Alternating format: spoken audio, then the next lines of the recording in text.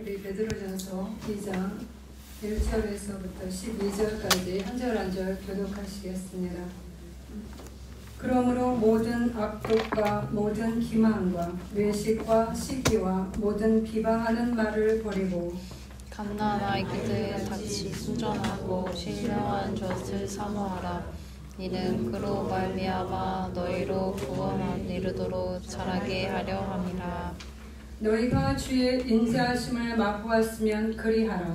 사람에게는 버림받아 되었으나 하나님께서는 택하심을 입은 보배로 산돌이신 예수께 나아가 너희도 산돌같이 신령한 집으로 세워지고 예수 그리스도로 말미암아 하나님이 기쁘게 받으실 신령한 제사를 드릴 거룩한 제사장이 될지니라. 성경에 기록되었으되 보라 내가 택한 보배로운 모퉁이 돌을 시온에 두노니 그를 믿는 자는 부끄러움을 당하지 아니하리라 하였으니 그러므로 믿는 너희에게는 보배이나 믿지 아니하는 자에게는 건축자들이 버린 그 돌이 모퉁이의 머릿돌이 되고 또한 부딪히는 돌과 걸려 넘어지게 하는 바위가 되었다 하였느니라. 그들이 말씀을 순종하지 아니함으로 넘어지나니 이는 그들을 이렇게 정하신 것이라.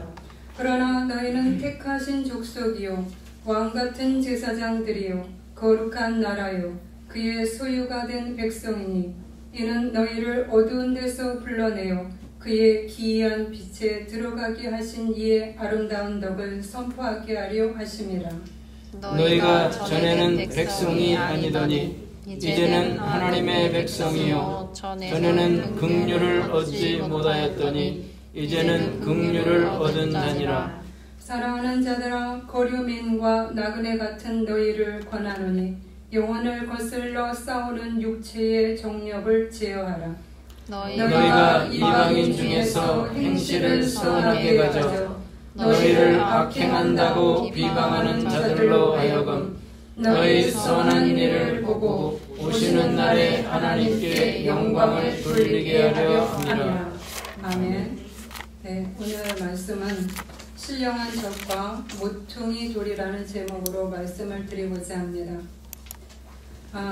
여러분이 가지고 있는, 특별히 여성분들에게 가지고 있는 액세서리 중에서 진주가 있으실까요? 네. 진주는 고대 페르시아부터 지금에 이르기까지 인류 역사에 있어서 굉장히 많은 사랑을 받아온 보석입니다. 특별히 고대 페르시아에서는 진주 귀고리를 갖게 되면은 이 귀족 신분이 신적인 것으로 상승한다고 생각을 할 정도였어요. 중국 사람은 진주를 착용하면 그 부정적인 기운들을 막는다는 믿음을 가졌습니다. 유럽의 연금술사는 진주가 사람의 심장을 안정화시키고 그리고 심장을 강력하게 하는 초자연적인 그러한 힘이 있다고 믿었습니다. 현재 우리가 갖고 있는 그 진주, 저는 진짜 없습니다. 아직 없습니다. 노란색 진주도 있고 푸른색, 붉은색, 순백색, 또 제일 비싼 흑진주가 있죠. 흑진주 중에서도 그 탈티 진주는 굉장히 비싸다고 얘기합니다. 구하기도 쉽지 않고. 그런데 여기에는, 이 진주에는 다양한 의미가 있습니다. 노란색 진주는 번창과 성공을 의미하고요.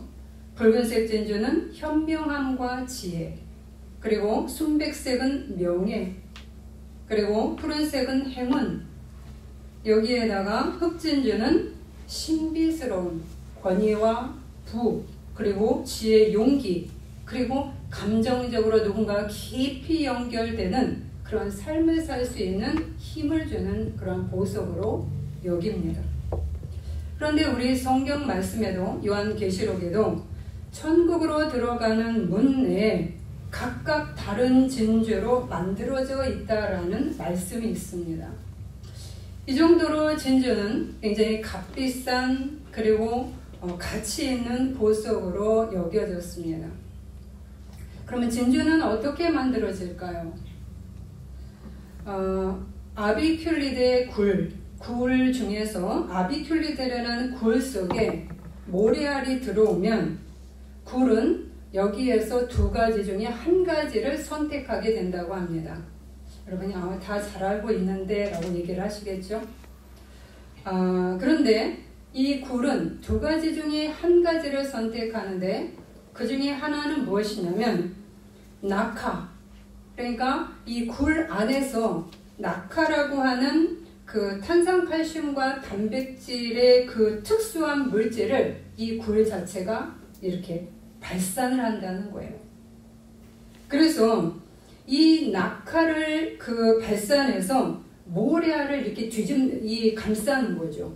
모래알을 감싸면 이게 이 낙하가 많이 이 모래알을 덮으면 덮을수록 진주가 더 커지고 더 값비싸지게 된다라고 얘기합니다. 그런데 문제는 무엇이냐? 이 굴이 낙하를 발산할 때 엄청난 고통을 겪는다는 거예요. 그냥 쉽게 되는 게 아니라 낙하라는 그런 물질이 아주 조금씩 천천히 생기기 때문에 오랜 시간 동안에 그 진주로 만들어지기까지 모래알이 진주가 되기까지 이 굴은 고통을 많이 겪게 된다라고 이야기를 합니다. 그런데 이 굴이 모래알을 내가 진주로 만들고 싶지 않다 라고 해서 이 낙하를 배출하지 않게 되면 그 고통은 없어요. 그래서 편하긴 한데 점점 자신의 살이 이 모래알로 인해서 곪아서 마침내는 죽고 만다는 겁니다. 그래서 이 낙하가 발산이 되면서 진주로 만들어오기까지 이 굴의 고통, 그러나 그 결과물은 너무나 아름다운 진주를 낳게 되는 그러한 일들을 서슴없이 행하는 것이 이 자연 안의 법칙이라는 거예요. 우리는 그 로마인들이 특별히 로마하고 클레오파트 이렇게 얘기가 나오면 그 클레오파트가 그 진주를 식초에다 녹여서 이렇게 마시죠. 안토니우스를 만날 때 이 정도로 진주는 조기의 눈물의 결정체다라고 하면서 보배롭게 여겼습니다. 그리고 서구에서는 딸이 시집을 갈 때 진주를 선물을 했다는 거예요. 우리도 진주를 목에 걸면 한쪽에서는 조금 안 좋지 않나라는 말이 있어요. 눈물을 흘리지 않는가라고 하는 우리의 말들이 있습니다. 왜냐? 그런데도 불구하고 이 서구에서는 딸이 시집 갈 때 진주를 선물하는 이유가 너희가 진주를 통해서 이 진주는 얼어붙은 눈물인데 결혼 생활 중에는 좋은 일만 있는 게 아니야. 결혼 생활은 눈물을 흘려야 하는 어려움이 있다. 그런데 이 굴처럼 잘 인내를 하게 되면 귀한 진주 열매를 얻게 되니 딸아, 네가 결혼을 환상적으로만 생각하지 말고 이 진주를 목에 걸면서 인내의 결혼 생활을 하라라고 하는 그런 메시지를 담고 있다는 겁니다. 여러분은 이 진주의 의미를 생각하시면서 가짜 이 귀걸이라도 또 힘있게 하시고 다니시기를 바랍니다. 그런데 이러한 굴이 모래를 품어서 진주를 발산시키는 이러한 것은 단지 굴에게만 있는 것은 아닙니다. 하나님 역시도 더 크게, 더 강력하게 낙하를 뿜어내서 우리로 하여금 모래알 같은 우리를 정말 고귀한 진주로 만들어낸다는 사실입니다. 오늘 말씀은 베드로전서의 배경이 이방인이었던 그리스도인들, 그러니까 이전에는 예수를 믿지 아니했던 자들이 예수를 믿음으로 인해서 하나님에게 입양된 그러한 자녀들에 대한 이야기입니다. 그러나 이방인이었던 사람들에게만 해당되는 것이 아니라 하나님을 믿었던 이스라엘 백성 모두에게 전했던 메시지입니다. 오늘 말씀에서 주님은 우리에게 이렇게 얘기합니다. 너희들은 모래알이다. 너희들의 이전의 삶은 모래알이다. 왜냐하면 우리는 모래알처럼 하찮고 죄가 많아서, 그리고 죄로 인해서 하나님을 스스로 떠나버렸죠. 하나님으로부터 스스로 독립을 선언해서 우리는 스스로 고아가 되었습니다. 우리 아이들이 스스로 고아되진 않습니다.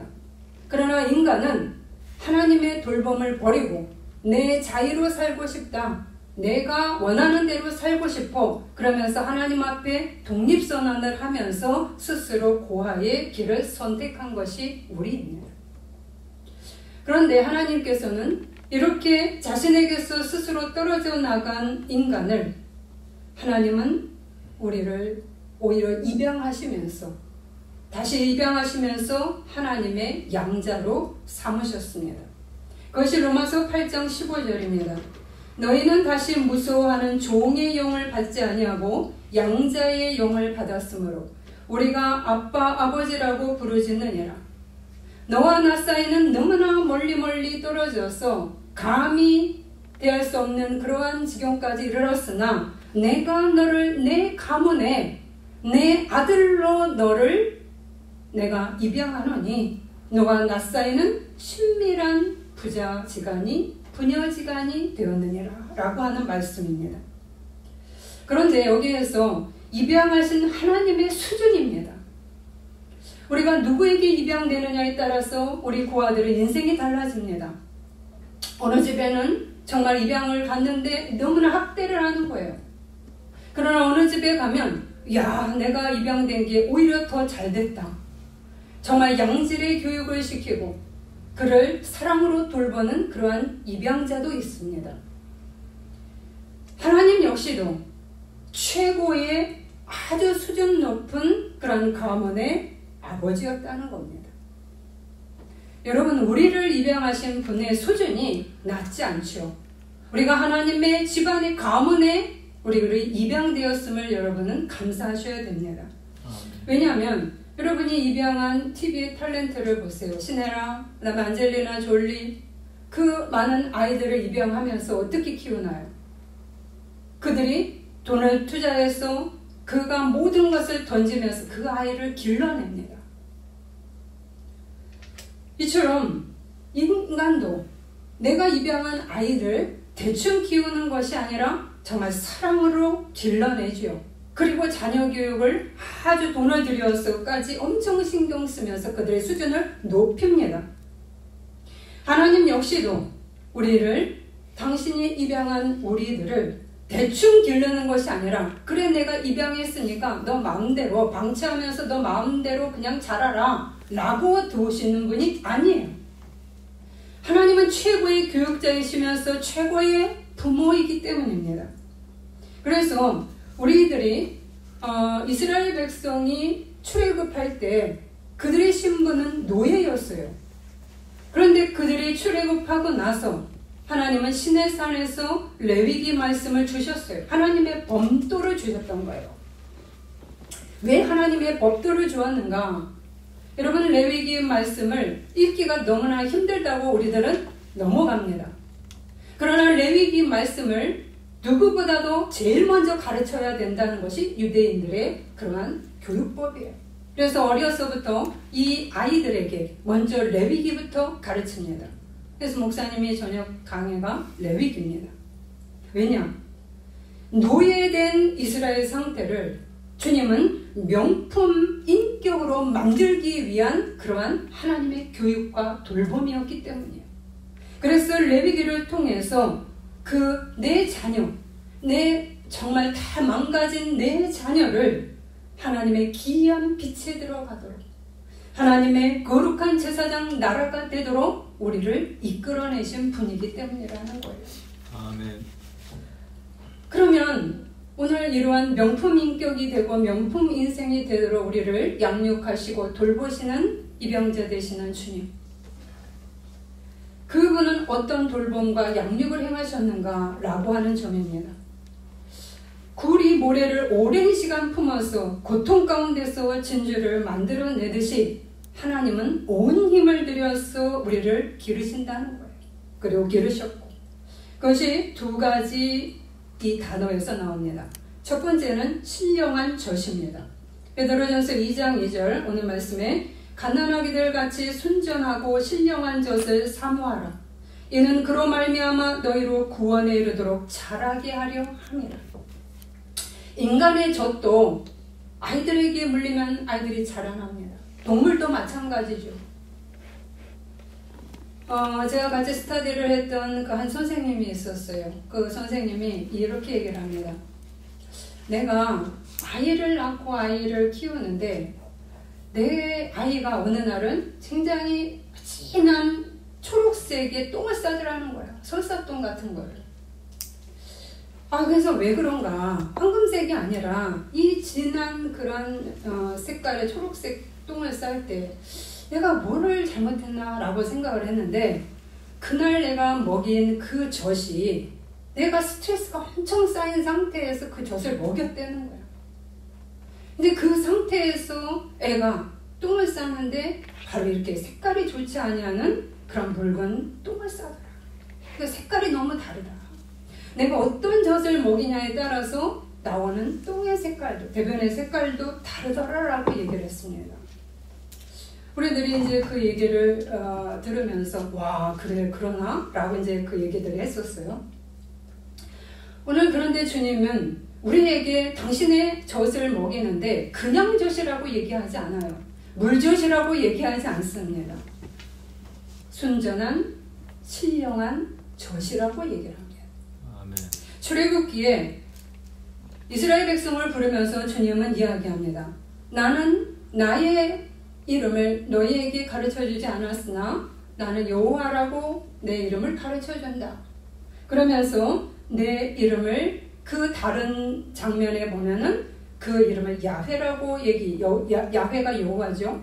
그러나 이 말 말고도 내 이름을 소개할 때, 하나님 이름을 소개하실 때 엘샤다이라는 이름을 씁니다. 특별히 출애굽한 그러한 이스라엘 백성에게. 여러분, 엘샤다이가 무슨 뜻인가? 두 젖가슴이라는 뜻이에요. 엘샤다이. 하나님이 이스라엘 백성을 애굽에서 품어내서 끌어내서 당신의 품 안에 키울 때 그 노예 다 망가진 그들을 어떻게 키웠냐면 두 젖가슴의 젖을 먹이면서 그를 두 젖가슴의 따뜻한 사랑으로 끌어안으면서 신령한 젖을 먹이면서 그들을 길러냈다는 거예요. 그래서 엘샤다이 하나님은 두 젖가슴의 하나님입니다. 하나님의 자궁도 나옵니다. 라카민, 내가 너를 낳았다. 라카민, 자궁이에요. 하나님의 자궁 속으로 들어가서 내가 새롭게 탄생하는 하나님께서 우리를 다시금 새로운 존재로 만드는 그러한 일을 여성의 자궁과 여성의 젖가슴을 비유해서 주님은 당신의 사랑을 이야기합니다. 그래서 하나님의 젖이라고 하는 신령한 젖이라고 할 때 이때는 무슨 말씀이냐? 하나님의 사랑과 긍휼을 정의를 담은 그러한 아주 양질의 젖을 우리에게 먹였다는 이야기입니다. 그럼 이 젖을 먹은 자는 어떻게 되는가? 우리는 단지 도덕적으로 훌륭하게 사는 것이 아니라 하나님의 젖은 우리 인간 영혼의 근본을 뒤집어 엎어버리는 거예요. 변혁시키는 능력이 있는 겁니다. 새로운 존재로 나를 뒤바꿀 수 있는 능력이 이 젖 안에 들어있는 거예요. 우리는 이 사랑이라는 젖, 이 젖을 먹을 때 엄마가 아무 영혼 없이 먹이는 엄마가 있고요. 어떤 엄마는 아이를 참 살갑게 대하면서 그 젖을 물리는 엄마가 있습니다.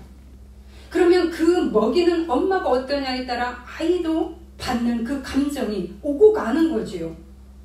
사랑을 담아서 가슴 안에 품으면서 기른 엄마, 그 아이는 좋은 영양분을 먹었기 때문에 건강하게 자랄 수밖에 없습니다.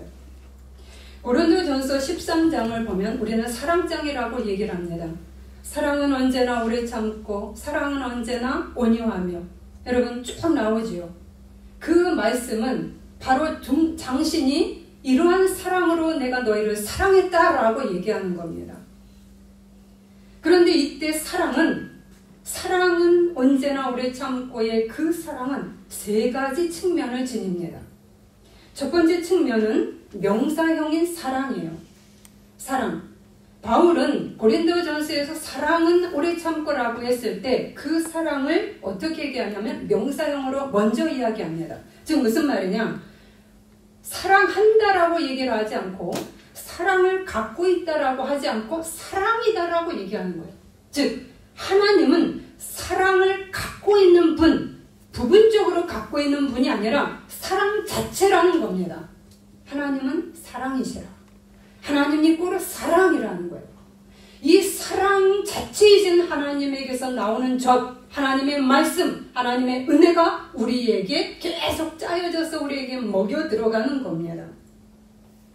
사랑 자체인 엄마. 여러분, 미움 자체인 엄마와 너무나 다르죠? 사랑 자체인 엄마. 여기에서 두 번째 동사형 사랑하다가 나옵니다.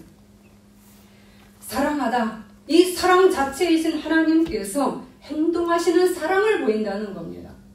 사랑 자체이시니까 그분은 가만히 있을 수가 없습니다. 몸으로 움직입니다. 사랑하십니다. 어떻게? 무가치한 모래 같은 우리를 위해서 하나님의 사랑을 받을 가치를, 자격을 따지지 않습니다.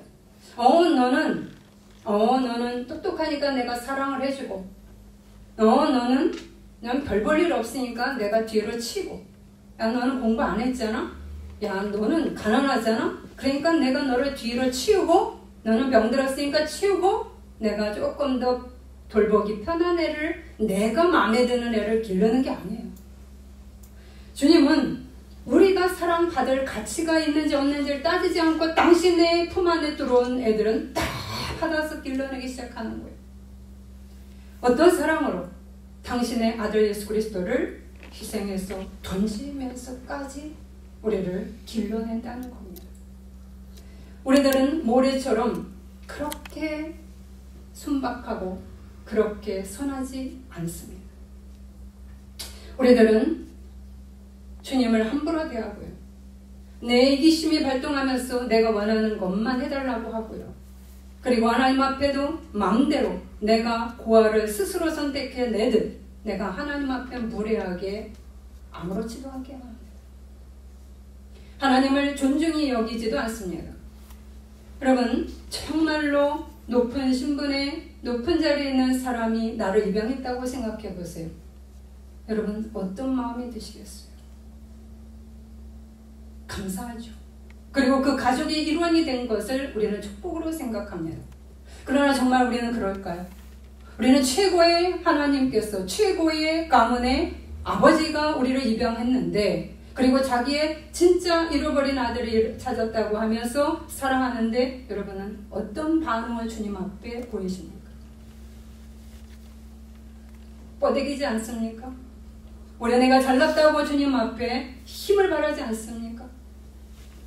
그럼에도 불구하고 사랑은 온유하며 성내지 아니하며, 사랑은 인내하며 시기하지 않으며 무례히 행치 않으며, 하나님은 무례히 행치 않으면서 오히려 무례히 행하는 우리들을 감싸고 당신의 모든 것을 던져서 우리의 부족과 병든 것과 악한 것들을 깨트리고 변화시켜서 신적인 사랑과 성숙한 사랑을 우리에게 부어 내려주는 거예요. 그것이 바로 예수 그리스도의 사랑입니다. 예수 그리스도를 통해서 보여준 사랑이에요. 이러한 행동하시는 하나님. 그래서 세 번째 이 사랑이란 단어에는 세 번째 과정으로서의 사랑이 들어있습니다. 어떤 과정이냐? 하나님은 우리를 신적인 사랑을 들고 명품 인격으로 만들어가는 그 과정 속에 분명한 목표를 갖고 계신 거예요. 그리고 목표만 있는 것이 아니라 우리는 과정을 갖고 있습니다. 주님은 그래서 어떤 과정을 겪는가? 우리를 현 상태를 정확히 진단합니다. 우리가 이 애는 입양을 내가 했는데 이 아이는 병들었어. 너무 망가졌네. 이 아이가 자라온 그 과정이 그리 녹록지 않네. 지금도 너무나 스트레스 받고 사네. 이 아이에 대한 정확한 진단을 한다는 거예요. 그래서 그 정확한 진단을 하시고 거기서 멈추는 것이 아니라, 너 혼자 알아서 해야 하는 것이 아니라, 내가 온전해질 때까지 당신의 사랑을 쏟아부으면서, 당신의 교육을 계속적으로 쏟아부으면서 우리로 하여금 성장과 성숙과 치유로 이르기까지 포기하지 않고 당신이 그 과정을 지켜보면서 과정을 걸어가시는 하나님이라는 겁니다.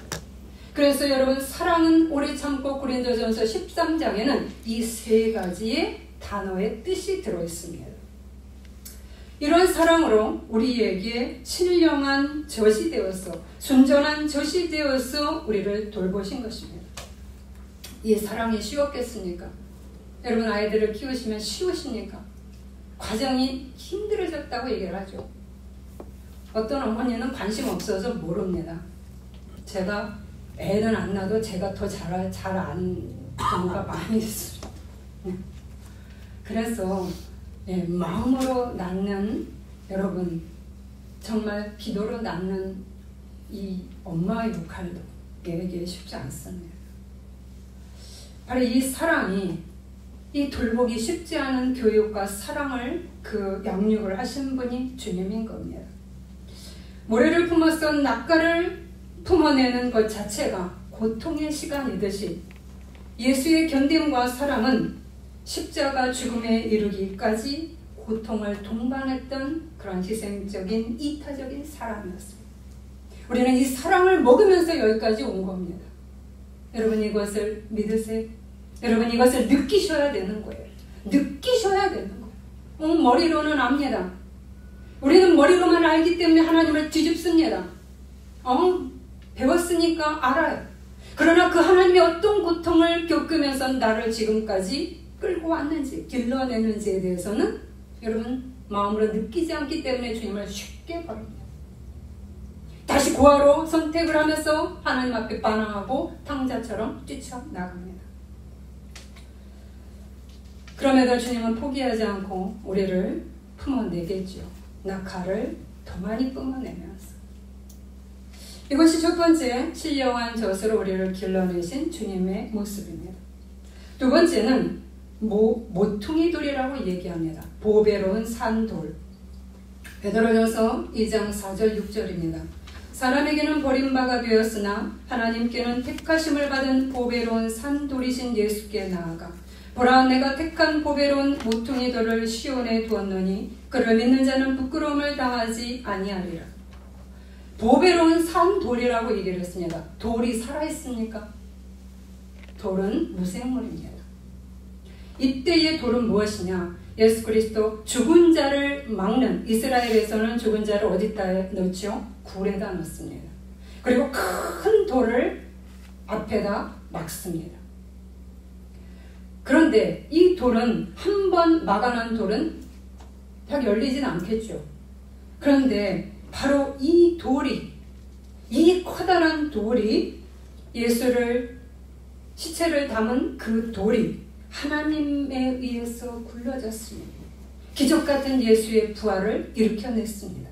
그래서 산 돌입니다. 뭐예요? 죽음에서 살아난 돌. 이게 산 돌인 거예요. 그래서 이 산돌이신 주님께서 우리 삶의 무덤과 동굴 같은 상태에서 우리를 끌어내는 겁니다. 내가 냄새나는 무덤 속에서 시체 냄새가 나요. 내 인생을 보면 점점 썩어 들어가고 있고요. 아무도 그 굴에 찾아오지 않아요. 빛이 들어오지 않아요. 내 인생이 어둡고 칙칙하고 빛을 볼 수 없을 것 같은 그러한 막힌 땅 속에서, 막힌 동굴 속에서 우리는 살아가는지도 모릅니다. 그래서 무덤 같은 인생일 수도 있습니다. 그런데 주님은 산돌이시고 보배로운 모퉁이 돌 되신 주님께서 우리에게 이 어둠의 무덤 속에서 냄새나는 그 시체가 썩어가는 동굴에 나를, 동굴 속에 있는 나를 주님께서 끄집어내서 살리는 돌이라는 겁니다. 그래서 산돌입니다. 여러분이 이 사랑을 받고 자라셨다는 걸 아셔야 됩니다. 아멘. 이 사랑을 얼마나 여러분이 절절히 느끼실까요? 모퉁이 돌은 그렇기 때문에 유대인과 이방인을 서로 하나로 묶는 돌입니다. 내가 무시했던 이방인들, 나보다 못한 사람들, 내가 잘났다고 생각하는 것들, 그런데 주님이 보기에는 다 죄인이에요. 그래서 당신의 사랑 속에서 막 녹여내는 겁니다. 정죄가 앞선 것이 아니라 하나님의 사랑이 먼저 앞서서, 그리고 우리의 죄를 그 안에서 봅니다. 그리고 그것을 교정해내는 힘이 거기에서 나오는 겁니다. 어떻게? 예수 그리스도를 통해서 삶의 본보기를 보이면서 우리로 하여금 유대인과 이방인을 하나로 묶는 본을 보이시면서 희생과 헌신을 통해서, 그러면서 우리에게 생명과 성장을 하도록 이끄신 분이라는 거예요. 그래서 모퉁이 돌이란 무엇이냐? 말로만 하신 분이 아니라는 겁니다. 내가 너를 사랑해. 근데 행동은 따로 놀아요. 그런 분이 아닌 거죠. 아까 말한 사랑의 세 가지 그러한 의미처럼 주님은 입과 말과 행동이 함께 잘 어울리는 그러한 일치되는 그러한 사랑으로 우리를 양육하셨다는 겁니다. 주님을 다시 한번 깊이 생각하시기 바랍니다. 네. 그런데 하나님은 여기에서 끝내시지 않습니다. 하나님은 우리에게 요구를 하시는 것이 있습니다. 얘야, 내가 이 사랑을 들고 너희를 입양했고 지금까지 길렀다. 그러면 너도 여기에 해야 될 일이 있다. 왜요? 너희는 모래가 되어서 그냥 이 조개 안에 낙하를 거부하고 이 조개 안에서 낙하를 거부하면서 튀어나올 수도 있어. 낙하를 뒤집어 쓰기 싫어요. 나는 모래알로 살 거예요. 라고 하는 인생도 있고, 어떤 애는 나는 힘들지만 진주가 되고 싶어요. 당신의 낙하를, 당신의 사랑의 낙하를, 당신의 교육을 흠뻑 받으면서 나는 큰 진주가 되고 싶어요. 라고 하는 두 사람이 존재하기 때문이라는 겁니다. 그래서 오늘 베드로전서는 우리에게 얘기합니다. 첫 번째, 허리를 동이고 근신하라.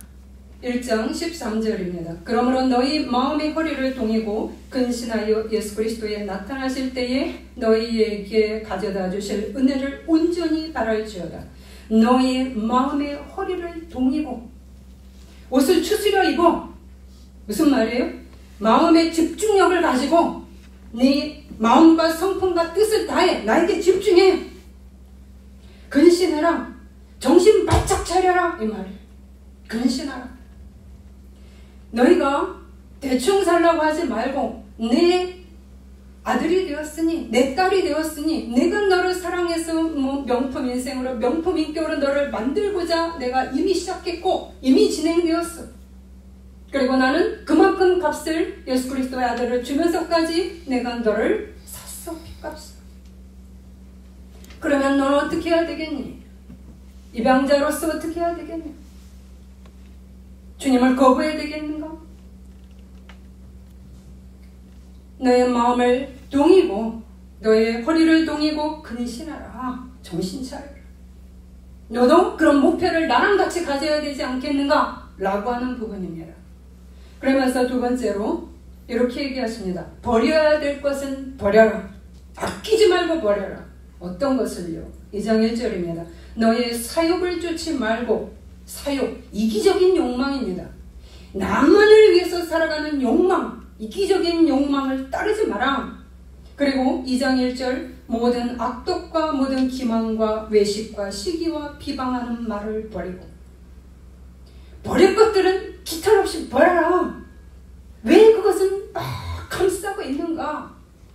내가 너에게 이것들을 지적하고 이 문제를 다룰 때 너희들은 아까웠어. 싫어요. 건들지 마세요. 나에게 낙하를 씌우지 마세요. 나는 그냥 모래알이 될 겁니다. 거칠게 돌아다니는 모래알이 돼서 나는 거친 돌이 될 겁니다. 거친 바위가 될 겁니다. 아무나 들이박는 바위가 될 거예요. 주님에게 입양된 이유가 있을까요? 우리가 주님의 양자가 된 이유가 뭘까요? 예수 믿고 천국 가기 위해서? 예수 믿고 천국 가는 것은 이 땅에서부터 이루어지는 겁니다. 그래서 이 땅에서 주님을 만나야 되고, 이 땅에서 주님의 사랑을 체험해야 되고, 이 땅에서 하나님의 교육을 받는 겁니다. 주님은 버려야 될 것을 버려라. 왜? 이것들의 힘이 만만치 않다라고 얘기하는 겁니다. 하나님의 순전한 신령한 젖을 밀어낼 정도의 힘이 있다. 이 악독한, 이 사욕이, 이기적인 욕망이 모퉁이 돌에 예수 그리스도를 본받지 않고 내 방식대로, 내 악대로 고집을 부려 살게 만드는 힘이 바로 여기에서 나오는 것이다. 하나님을 가차없이 가치없게 내버리는 자세가 여기에서 나온다. 결과 모퉁이 돌은 부딪히는 돌로서 너에게 작용할 뿐이다. 하나님이 어떤 가르침을 줘도 쨍하고 부딪히는 거야. 듣기 싫어요. 귀찮습니다. 하나님의 법도 짜증납니다. 맨날 같은 말을 합니까? 같은 말을 왜 나한테 계속합니까? 짜증납니다. 교육이 제대로 안 들었으면 계속해야죠. 유급을 해야죠. 근데 우리는 듣기 싫다고 왜 다른 말을 해주십시오. 내가 원하는 말을 하십시오. 라고 얘기를 합니다. 주님하고 쨍하고 부딪힙니다. 주님을 거부하면 거부할수록 내 돌은 커집니다. 단지 모래로 끝나는 것이 아니라 아까 말씀드린 거친 돌이 되고 거친 바위가 되었어. 내 이웃을 들이받고 내 가족을 들이받고 교회를 들이받습니다. 그러나 주님은 이 모래를 유심히 보십니다. 당신의 아픈 손가락이 되겠죠. 그러면서 이야기를 하십니다. 순종치 아니하는 자들의 결과가 무엇이냐? 부끄러움을 당하고 너는 넘어지고 무너질 뿐이다. 너는 그저 하찮은 모래알로 살다 인생이 끝날 뿐이야. 그렇기 때문에 버릴 것은 버려야 돼 라고 얘기하는 겁니다. 여러분 적극적으로 버려야 될 것은 버리십니까? 우리에게는 내가 모르는 모래알이 많이 들어있습니다. 제가 이게 전공자입니까? 우리 안에 모래알이 다양하게 들어있습니다. 내가 눈을 떠서 보기 시작해야 보이는 거고 하나님을 의지해야 보이기 시작하는 거예요. 하나님께 기도해야 하나님 말씀 안에 나를 과감히 비춰봐야 내 안에 모래를 발견하는 겁니다. 주님은 모래알로 인생이 종결되기를 원하지 않습니다. 그래서 주님은 우리에게 다음에 요구사항을 얘기합니다. 채울 것을 채우라. 3절입니다. 신령한 젖을 사모하라. 이때 신령한 젖을 먹으니까 어린애라고 고린도서에 나오는 말이 아닙니다. 이때의 신령한 젖을 사모하라는 것은 갓난아기가 본능적으로 엄마의 젖을 강력하게 찾지요. 그것처럼 하나님의 말씀과 하나님의 복음을 적극적으로 빨아들이려고 해라 이 말이에요. 정말로 아이가 그 젖을 물고서 그 젖을 끝까지 찾듯이 그것을 너희가 받아들여라. 왜냐하면 그 젖이 신령한 젖이 너희로 하여금 어둠에서 빛으로 사망과 무덤에서 생명으로 오늘 말씀의 기이한 빛으로 너희를 이끌어 가기 때문이다. 새로운 존재로서 살게 만든다. 진주가 될 것이다. 진주가 될 것이다. 시편 119편 10절 이렇게 나옵니다. 내가 전심으로 주를 찾았사오니 주의 기명에서 떠나지 말게 하소서. 전심으로 주를 찾았다고 얘기합니다. 여러분은 시간 날 때 찾습니까? 여러분 시간이 여유 있을 때 내일 다 하고 난 다음에 여러분이 기도 잠깐 하십니까? 아니면 말씀 잠깐 보십니까? 하나님은 꼴찌입니다. 우리 인생의 하나님은 몇 찌일까요? 나의 하루의 하나님은 몇 등일까요? 그러면서 주님이 이야기하십니다. 너희들은 신령한 젖을 사모하고 적극적으로 빨아들일 뿐 아니라 내가 이미 본을 보였으니, 예수 그리스도를 그래서 여러분이 묵상을 자주 하셔야 됩니다. 복음서를 읽고 예수님이 어떻게 행동하셨는지를 자꾸 묵상을 하셔야 됩니다. 왜냐하면 하나님이 우리에게 행하신 사랑을 몸으로 눈으로 보도록 하신 분이 예수 그리스도예요. 하나님이 멀리 느껴지지만 예수 그리스도는 눈으로 볼 수 있도록. 주님이 이미 내가 앞서서 너희에게 사랑과 희생과 그리고 올바른 길을 걸어가는 그 길을 보였느니 너도 그것을 따라라. 그래야 자라나게 된다. 말씀이죠. 3절. 너희가 주의 인자하심을 맛보았으면 그대로 행하라. 3절. 그대로 행하라. 나의 신령한 젖과 내 모퉁이 돌에 너의 그 사랑을 너희가 맛보았느냐? 양자됨을 너희가 받아들였느냐? 그러면 그 인자하심을 맛보았으면 너도 따라서 행하라 라고 이야기하는 겁니다. 고린도전서 14장 1절 사랑을 따라 구하라. 12장 고린도전서 12장 31절에 너희는 더 큰 은사를 사모하라. 내가 또한 가장 좋은 길을 너희에게 보이리라.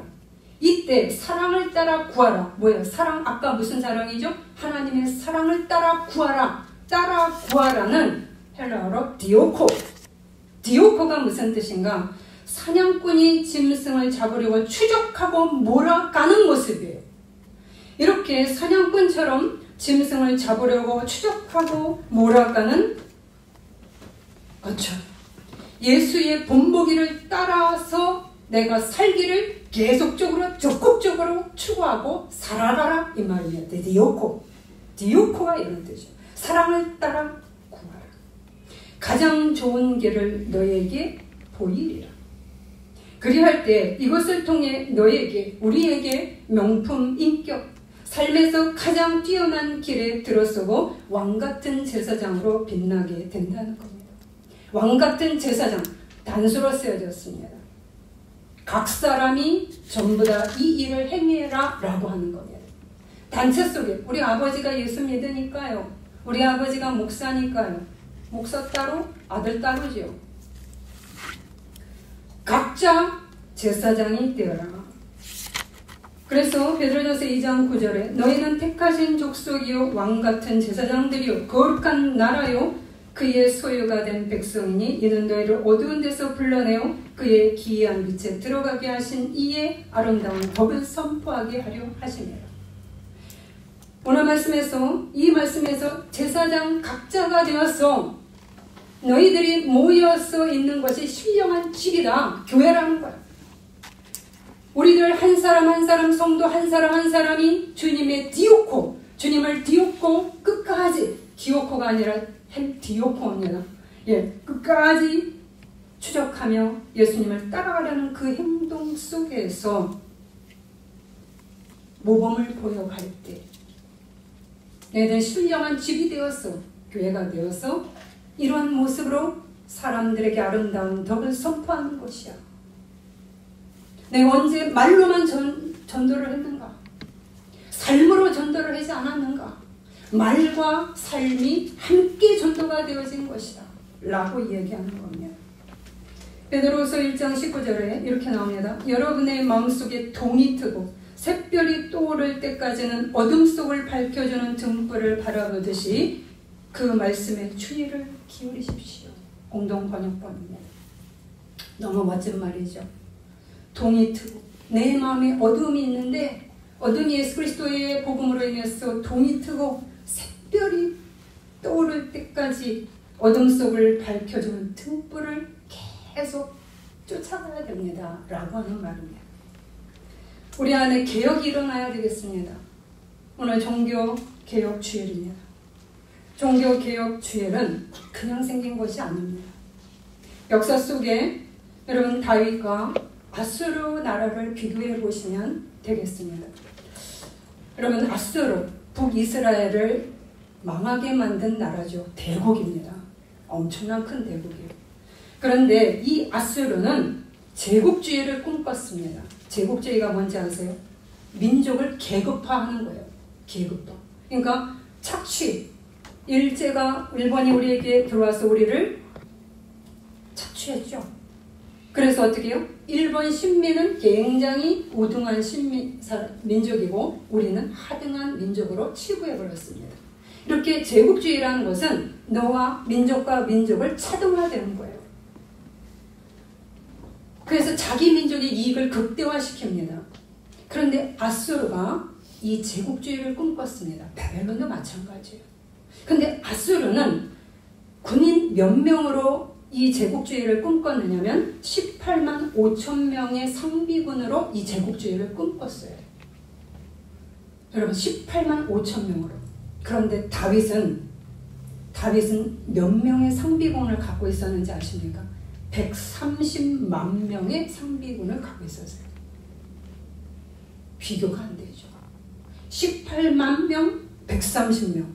130만 명. 그런데 여러분 다윗은 제국주의를 꿈꾸지 않습니다. 왜요? 다윗의 마음속에는 모세의 법이 꽉 들어차 있었어요. 하나님의 말씀이 쫙 그 안에 힘있게 작동을 했어요. 그래서 하나님이 경계를 넘지 못하도록 딱 막아놓은 그 법을 그대로 지킨 거예요. 너희는 타민족을 나그네를 함부로 대하지 말아라. 그들을 학대하지 말지니라. 너희도 이전에 나그네였느니라.